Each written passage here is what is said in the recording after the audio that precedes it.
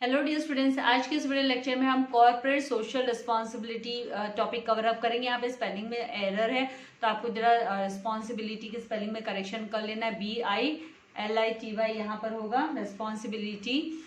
तो यहाँ पर जो कॉर्पोरेट सोशल रिस्पॉन्सिबिलिटी है, ये चैप्टर नंबर 6 जो हमारा सोशल रिस्पॉन्सिबिलिटीज ऑफ बिजनेस है उसी का लास्ट टॉपिक है। तो ये एक्सप्लेन करने से पहले मैं आप सभी से रिक्वेस्ट करूंगी कि अगर अभी तक आपने चैनल को सब्सक्राइब नहीं किया है, आप चैनल पर नए हो तो जल्दी से चैनल को सब्सक्राइब कर बेल आइकन बटन को प्रेस कीजिए ताकि आपको इसी तरीके के नए वीडियोस के नोटिफिकेशन सबसे पहले पहुंचते रहे, आप कोई भी वीडियो मिस ना करें। तो यहाँ पर इंट्रोडक्शन में सबसे पहले कॉर्पोरेट सोशल रिस्पॉन्सिबिलिटी, ये क्या है, is not a new concept in India. ये नया कॉन्सेप्ट नहीं है, कहने का मतलब ये पहले भी ये कॉन्सेप्ट हमारी कंट्री में था।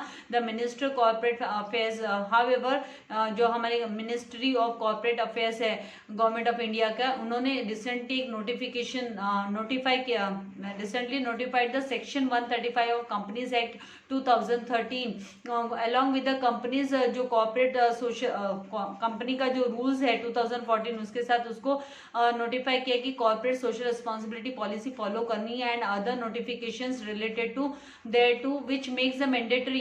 ये जो सारे के सारे नोटिफिकेशंस है मैंडेटरी इंपॉर्टेंट है कंपनीज के लिए। 15 अप्रैल 2014 को जो मैंडेटरी किया गया कि हर एक कंपनी को फुलफिल करना होगा क्राइटेरिया जो भी मेंशन किया गया अंडर द सेक्शन 135। सेक्शन 135 में जो भी क्राइटेरिया मेंशन किए गए वो हर कंपनी को फॉलो करने होंगे। They must comply with the previous relevant to CSR। पहले जो रेलेवेंट CSR था corporate, CSR is the abbreviation use for the corporate social responsibility. तो पहले जो भी प्रोविजंस थे उसके साथ में ये जो अंडर सेक्शन 135 जो भी रूल्स एंड रेगुलेशंस दिए हैं वो भी कंपनीज को फॉलो करने होंगे। तो यहाँ पे मीनिंग दिया हुआ है कॉर्पोरेट सोशल रिस्पॉन्सिबिलिटी का मीनिंग ये है कि इसका मतलब हुआ कि सेल्फ रेगुलेटिंग बिजनेस मॉडल है। ये corporate social responsibility is a self regulating model हो गया, बिजनेस का टाइप हो गया एंड एम्स टू कंट्रीब्यूट। और इनको जो है सोशल कॉज के लिए वॉलंटरीली इन्हें सपोर्ट करना जरूरी है अपनी सोसाइटी को जहां पर बिजनेस कैरी आउट करते हैं। एथिकली उन्हें प्रैक्टिसेस सारे फॉलो करने होंगे। तो corporate social responsibility is a self regulating business model है जिसके अंडर इट एम्स टू, इसका एम क्या है, ऑब्जेक्टिव क्या है कि they must contribute to the societal goals और सपोर्ट वॉलंटियरिंग सपोर्ट उनको देना जरूरी है और एथिकली ओरिएंटेड प्रैक्टिसेस जरूरी है जिस सोसाइटी में वो बिजनेस कर रहे हैं। So it makes a company socially responsible. तो ये जो कॉर्पोरेट सोशल रिस्पॉन्सिबिलिटीज है ये कंपनी को रेस्पॉन्सिबल बनाती है, जिम्मेदार बनाती है, आंसरेबल बनाती है, अकाउंटेबल बनाती है, जवाबदार बनाती है जो भी एक्टिविटीज वो कैरी आउट करते हैं। तो दिस अकाउंटेबिलिटी किस किस के टूवर्ड्स होती है? अकाउंटेबिलिटी तो ये खुद के लिए होती है, towards itself, to its stakeholders, जो इसमें काम करने वाले जिनकी होल्डिंग्स है इसमें स्टॉक में उनके लिए, then public in general, unpublic, then जो भी इनके कॉन्टेक्ट में आता है स्टेक होल्डर्स, क्रेडिटर्स वगैरह, क्रेडिटर्स हो गए, शेयर होल्डर्स हो गए, all. And by practising social responsibility को फॉलो करते हुए कंपनीज क्या कर सकते हैं? Companies can be cautious about economy. Company और जिम्मेदार हो सकती है, कंपनी अलर्ट हो सकती है कि उसे इकोनॉमिक, सोशल एंड एनवायरमेंटल जो एस्पेक्ट्स है सोसाइटी के वो फॉलो करने हैं। They can become more responsible. जैसे कि हमने बिजनेस एथिक्स में हमने स्टडी किया था डूज एंड डोंट, तो ये सारे के सारे कॉर्पोरेट सोशल रिस्पॉन्सिबिलिटी के अंडर में एथिकली फॉलो करने पड़ते हैं एवरी कंपनी को। डेफिनेशंस जो दिया है UNIDO ने, United Nations Industrial Development Organization ने कॉर्पोरेट सोशल रिस्पॉन्सिबिलिटी की डेफिनेशन दी है कि कॉर्पोरेट सोशल रिस्पॉन्सिबिलिटी क्या है? इज अ मैनेजमेंट कॉन्सेप्ट है। ये मैनेजमेंट कॉन्सेप्ट है कि कंपनी कैसे मैनेज करेगी अपने एक्टिविटीज को, वे बाय कंपनीज इंटीग्रेट, जहां पर कंपनी सोशल एंड जो एनवायरमेंटल रिलेटेड जो इश्यूज है उसे इंटीग्रेट करेगी अपने बिजनेस एक्टिविटीज में in their business operations and जो interactions with their stakeholders, और उनके स्टेक होल्डर्स के साथ जब वो इंटरेक्ट करेंगे तो वो सारे उन्हें फॉलो करने हैं जो बिजनेस एथिक्स है। Then according to ISO International Organization of Standardization, ISO क्या है, इंटरनेशनल ऑर्गेनाइजेशन ऑफ स्टैंडर्डाइजेशन के लिए ये कमिटी है। तो यहाँ पे the responsibility of an organization, ये क्या करती है, organization for the impacts of its decisions and activities on society and environment resulting in ethical behaviour. तो इसका जो भी डिसीजन मेकिंग है वो क्या करता है, वो असर डालता है जो सोसाइटी एंड एनवायरमेंट पे। तो वो एथिकल बिहेवियर होना चाहिए, वो जो भी एक्टिविटीज कैरी आउट कर रहे हैं उसमें ट्रांसपेरेंसी होनी चाहिए, ताकि वो सस्टेनेबली वो डेवलपमेंट के लिए कंट्रीब्यूट कर सके, including health and wellbeing of the society के लिए उनका कंट्रीब्यूशन रिसीव हो। Then takes into the account of the expectations of stakeholders, अपने stakeholders के expectations को पूरा करे and complies the current जो law है, नए rules and regulation जो भी गवर्नमेंट ने लेवी किए वो फॉलो करे, जो लेकर आई है गवर्नमेंट मैंडेटरी कॉन्सेप्ट से उसे कवर अप करे and is consistent with the international standards of behaviour. International market में जो बिहेवियर एक्सेप्टेबल है उसको फॉलो करे, international standards of behaviour, and is integrated throughout the organization and implemented in its relations and every activity में हर एक उनके action में उन्हें इंटीग्रेट करना है सोशल रिस्पॉन्सिबिलिटीज को। Now scope of CSR, CSR का स्कोप क्या है, तो यहाँ एप्लीकेबिलिटी ऑफ CSR, सबसे पहले हम एप्लीकेबिलिटी की कहाँ पर एप्लीकेबल है, तो द कंपनीज हैविंग, किसके कौन से कंपनीज को ये फॉलो करना है, कहाँ पर इसकी एप्लीकेबिलिटी है, तो यहाँ पर कंपनी जिनका नेटवर्थ 1500 करोड़ होता है या फिर मोर या उससे ज्यादा, 1500 करोड़ या उससे ज्यादा नहीं तो उनका जो टर्नओवर 1000 करोड़ से है या उससे ज्यादा है और मोर, और जिनका नेट प्रॉफिट 15 करोड़ है, 15 करोड़ साल का जिनका नेट प्रॉफिट है या उससे ज्यादा नेट प्रॉफिट है ड्यूरिंग एनी फाइनेंशियल ईयर, किसी भी फाइनेंशियल ईयर में। जैसे कि आप सभी जानते हैं फाइनेंशियल ईयर जो है 1 अप्रैल को एवरी ईयर बिगिन होता है, 31 मार्च को एंड होता है। तो 1 अप्रैल से लेकर 31 मार्च तक अगर रिकॉर्ड्स में आया है कि कंपनी ने 1500 करोड़ का नेटवर्थ है कंपनी का, या फिर कंपनी का जो टर्नओवर है सेल्स है वो 1000 करोड़ का है, या 15 करोड़ का कंपनी ने प्रॉफिट मुनाफा कमाया है, तो वो कंपनी जो है उन्हें सारे रूल्स एंड रेगुलेशन फॉलो करने होंगे। They need to require to constitute a corporate social responsibility committee, उनको बनाने जरूरी है of the board with effect from the 1 अप्रैल 2014 1 अप्रैल 2014 के इफेक्ट के हिसाब से यहाँ पर ये जो रेशियो दिया हुआ है कि 1500 करोड़ या 1000 करोड़ या 15 करोड़ से ज़्यादा का अगर नेटवर्थ या फिर टर्नओवर अगर 1000 करोड़ से ज़्यादा होता है या नेट प्रॉफिट 15 करोड़ से ज़्यादा होता है तो उन्हें फॉलो करना है। Then board's report shall disclose, जो बोर्ड की रिपोर्ट है जब तैयार करेंगे कमिटी, बोर्ड जब रिपोर्ट तैयार करेगी तो उसमें डिस्क्लोज करना जरूरी है, बताना जरूरी है कि क्या कॉम्पोजिशन है CSR कमिटी के। Then all the company shall spend in every financial, हर फाइनेंशियल ईयर में हर कंपनी को है ना 2% जो है अपने एवरेज प्रॉफिट का, एवरेज नेट प्रॉफिट्स का कंपनी को क्या करना है, the company has to made during the 3 immediate जो प्रीसीडिंग फाइनेंशियल ईयर्स है, उनके जो 3 पिछले जो financial preceding back to back जो फाइनेंशियल ईयर्स कवर अप हुए हैं उसका तीनों साल का जो प्रॉफिट है उसका एवरेज निकालना है, नेट प्रॉफिट का एवरेज निकालना है, एंड उस एवरेज का 2% उनको स्पेंड करना होगा in the परस्यूएंस of its corporate social responsibility. Corporate social responsibilities को फॉलो करने के लिए, कंप्लीट करने के लिए उन्हें क्या करना है, पिछले 3 साल कंटिन्यूस बैक टू बैक जो 3 साल है प्रीसीडिंग 3 ईयर्स की एवरेज उनको निकाल कर और उसका 2% उन्हें कॉर्पोरेट सोशल रिस्पॉन्सिबिलिटी के लिए के रूप में उन्हें कंट्रीब्यूट करना होगा। Then the company shall require to incorporate in board's report, board report में उन्हें यहाँ पर इनकॉर्पोरेट करना होगा अपने एनुअल रिपोर्ट्स में, CSR रिपोर्ट्स में द फॉलोइंग पर्टिकुलर्स जो है वो मेंशन करने होंगे, जैसे कि ब्रीफ आउटलाइन, क्या मेंशन करना होगा, क्या बताना होगा, तो brief outline of company CSR policy की, कंपनी CSR पॉलिसी कौन से CSR पॉलिसी फॉलो करे, including the overview of projects, उनके जो प्रोजेक्ट्स है, प्रोग्राम्स है प्रपोज टू अंडरटेकन फ्यूचर में वो कौन से programmes and projects take over कर रहे हैं, and a reference to the web link to the CSR policy के रेफरेंस लिंक जो वो प्रोवाइड कर रहे हैं, द प्रोजेक्ट्स और प्रोग्राम्स, वो लिंक भी उन्हें मेंशन करनी होगी बोर्ड रिपोर्ट में। Then the composition of CSR committee में कौन कौन मेंबर्स है, उसकी कॉम्पोजिशन भी उनको बताना पड़ेगा कि कौन कौन इंक्लूडेड है इस कमेटी में। Then the average net of the profit, company का जो एवरेज नेट प्रॉफिट है लास्ट 3 फाइनेंशियल ईयर्स का, वो मेंशन करना होगा। देन प्रिस्क्राइब्ड CSR एक्सपेंडिचर, उनके CSR एक्सपेंडिचर्स कौन कौन से वो मेंशन करने होंगे। Then the detail of the money spend on CSR, corporate social responsibilities follow करते हुए उनके जो भी एक्सपेंडिचर्स है वो इन्हें प्रेजेंट करने होंगे फाइनेंशियल ईयर के। देन इन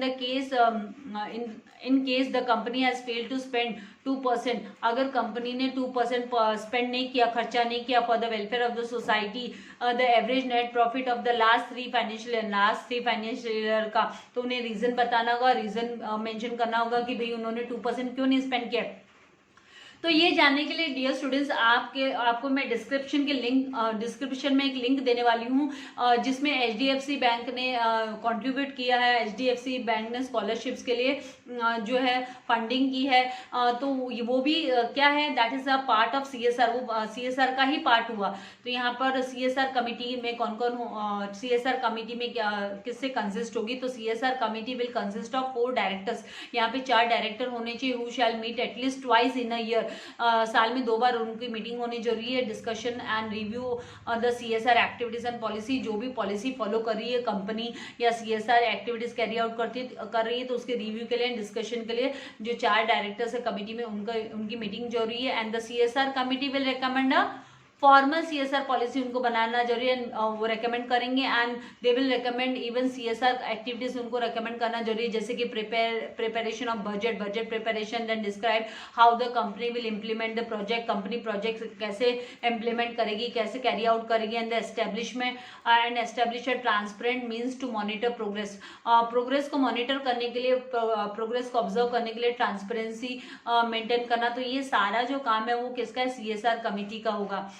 The next है CSR activities। तो the policy recognises the corporate social responsibility, policy में कॉर्पोरेट सोशल रिस्पॉन्सिबिलिटी, ये जो पॉलिसी होती है वो कॉर्पोरेट सोशल रिस्पॉन्सिबिलिटी को रिप्रेजेंट करती है, रिजेंबल करती है। So it is a commitment to the support initiatives, तो ये एक कमिटमेंट हुआ, एक वादा हुआ कि भाई वो इनिशिएटिव्स लेंगे सपोर्ट करने के लिए एंड मेजरेबली वो इम्प्रूव करने के लिए काम करेंगे। किसको इम्प्रूव करने के लिए, तो जो अंडर प्रिविलेज जो लोग हैं, जिन तक है ना सुख सुविधाएं नहीं पहुंची है एजुकेशन से लेकर एंड अदर जो vulnerable members of the society है, उनके लिए कंपनी काम करेगी। कॉर्पोरेट ये जो CSR एक्टिविटीज के अंडर वो अंडर प्रिविलेज पीपल के लिए काम करेंगे, जैसे हैंडीकैप हो गए, जो पिछड़े वर्ग के हो गए, बैकवर्ड क्लास हो गए, बाय वन और more of the following focus areas वो मेंशन करेंगे, जो कि सेक्शन 135 ऑफ कंपनीज एक्ट 2013 में एंड कंपनीज जो रूल्स 2014 में मेंशन है, तो उसमें से एक जो एरिया है, कोई भी एरिया पर वो फोकस करेंगे, तो वो उनको मेंशन करना होगा CSR एक्टिविटीज में। देन इनका जो यहाँ पर ये एक्टिविटीज कौन कौन से मेंशन है 2013 एंड 2014 कंपनीज एक्ट के तहत, तो यहाँ पर इरेडिकेटिंग हंगर, भूख को दूर करना, भूखमरी को दूर करने के लिए काम करेंगे, पॉवर्टी एंड मालन्यूट्रिशन के लिए। Then promoting preventive health care and sanitation and making available safe drinking water के लिए। तो ये इनका मोटो है कि इनमें से कोई ना कोई काम उनको कैरी आउट करना है। देन प्रमोटिंग एजुकेशन को प्रमोट करने के लिए, तो यही मैंने आप लोगों से बोला, HDFC बैंक एंड अदर बहुत सारे जो CSR कंपनीज है, जो लोग क्या करते हैं CSR के तहत जो काम करते हैं, तो वो लोग प्रमोट करने के लिए स्कॉलरशिप प्रोग्राम्स लेकर आते हैं। तो डिस्क्रिप्शन में स्कॉलरशिप प्रोग्राम की लिंक देने वाली, तो उसकी लास्ट डेट है 31 अक्टूबर तक की। लेकिन ये स्पेशली किसके लिए, जो कोविड अफेक्टेड फैमिलीज है उनके लिए है। तो आप लोगों को ज्यादा से ज्यादा अपने कॉन्टेक्ट लिस्ट में इसको फॉरवर्ड करना है, तो इसका बेनिफिट जिस तक पहुंचना चाहिए, जो रियली जिसको इसकी जरूरत है, उस तक वो जो वीडियो है पहुंच जाए, ताकि वो उसका लाभ ले सके। तो ये काम आपको करना है। एक सोशल कॉज के लिए भी कभी कभी काम करना चाहिए, including special education and employment, enhancing vocation vocation skills के लिए, then among the children, women and elderly and the जो एबल्ड एंड डिसेबल्ड है उनके लिए भी काम करेंगे, एंड लाइवलीहुड एनहेंसमेंट प्रोग्राम्स के लिए जो है CSR एक्टिविटीज के तहत काम करेंगे ये लोग। Then reducing child mortality, child mortality क्या होता है बेसिकली कि शिशु की डेथ, मतलब बच्चों की जो मोर्टेलिटी रेट है उसको डिक्रीज करने के लिए, डेथ रेट डिक्रीज करने के लिए काम करेंगे। एंड इम्प्रूविंग मैटरनल हेल्थ, जो डिलीवरी के टाइम पर जो बच्चा और माँ की जो हेल्थ है, मैटरनल हेल्थ के लिए काम करेंगे by providing good hospital facilities provide करेंगे, एंड वो भी लो कॉस्ट मेडिसिन के साथ, कि भाई जो मेडिसिन की खर्चा है वो भी कम देना होगा। देन एंश्योरिंग एनवायरमेंटल सस्टेनेबिलिटी, तो सस्टेनेबिलिटी के लिए, एनवायरमेंटली कंटिन्यूस सस्टेनेबिलिटी के लिए, देन इकोलॉजिकल बैलेंस के लिए, इकोसिस्टम के लिए, हमारे इकोलॉजिकल बैलेंस के लिए, बायोलॉजिकल एंड बायोटिक सिस्टम्स को मैं यहाँ पर बैलेंस करने के लिए, then protection of flora and fauna के लिए काम करेंगे, जंगलों को बचाना एंड ऑल, एनिमल वेलफेयर के लिए, एग्रो फॉरेस्ट्री के लिए काम करेंगे, कंजर्वेशन ऑफ नेचुरल रिसोर्सेज को कंजर्व करने का, and maintaining the quality of soil, air and water, तो ये सब पे उनका फोकस होगा। It is the activity of CSR activity के अंदर ही आता है ये। Then employment enhancing vocational skills लेकर आएंगे कि जहां पर वो एम्प्लॉयमेंट को बढ़ावा देंगे, तो उस पर उनका फोकस होगा। Then training to promote rural sports, गाँव में स्पोर्ट्स को प्रमोट करना, खेल कूद को प्रमोट करना, नेशनली रिकग्नाइज स्पोर्ट्स को प्रमोट करने का काम, उसके लिए ट्रेनिंग का काम करेंगे CSR के तहत कंपनीज कर सकती है। Then contribution to the Prime Minister's National Relief Fund में कंट्रीब्यूशन कर सकते हैं CSR के तहत। देन एनी अदर जो फंड है set up by the central government जो सेटअप करे फॉर सोशियो इकोनॉमिक डेवलपमेंट के लिए, तो उसके लिए फंडिंग कर सकते हैं CSR के तहत। ये एक्टिविटी चूज कर सकते हैं कोई भी कंपनी, तो ऐसा नहीं सारे के सारे एक साथ वो चूज करते हैं, it is up to them.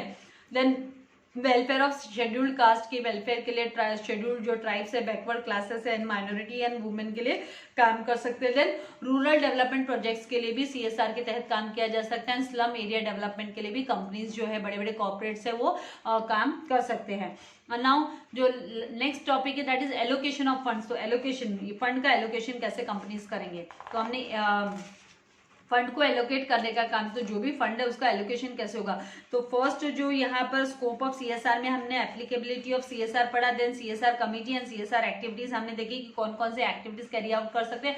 अभी एलोकेशन ऑफ फंड्स कैसे होगा, तो the company would spend not less then 2%, मतलब 2% से कम नहीं। अगर उनको ज्यादा करना है तो ज्यादा कर सकते हैं वो, for the welfare of the society they can contribute, लेकिन 2% से लेस नहीं होना चाहिए एवरेज प्रॉफिट का, जो नेट प्रॉफिट है कंपनी का ड्यूरिंग द लास्ट 3 years, जो इमीडिएटली प्रीसीडिंग ईयर्स है, मतलब बैक टू बैक जो पिछले सालों में जिन्होंने 3 कंटिन्यूस बैक टू बैक, मतलब अगर मैं बैक टू बैक की बात करूँ तो 2019-20 में, 20-21 में कितना अर्न किया, और उससे पहले 2018-19 में, तो 3 साल हो गए। तो 3 साल में कंपनी ने कितना प्रॉफिट अर्न किया, उसका डिवाइड बाय 3 एंड फिर मल्टीप्लाई बाय 2% हमको निकालना है। तो द सरप्लस अराइजिंग, जो भी सरप्लस अराइज होता है CSR एक्टिविटी के बाद में, जो भी बचता है कंपनी के पास, will not be a part of business profit, वो बिजनेस के प्रॉफिट का पार्ट नहीं होगा, वो अदर एक्टिविटीज कैरी आउट कर सकते हैं, चूज कर सकते हैं। यहाँ से पूरा का पूरा जो फंड है उनको स्पेंड करना होगा ये एक्टिविटीज के लिए, जो अदर जो लिस्ट दी है एक्टिविटीज की उसके लिए ही स्पेंड करना है उनको।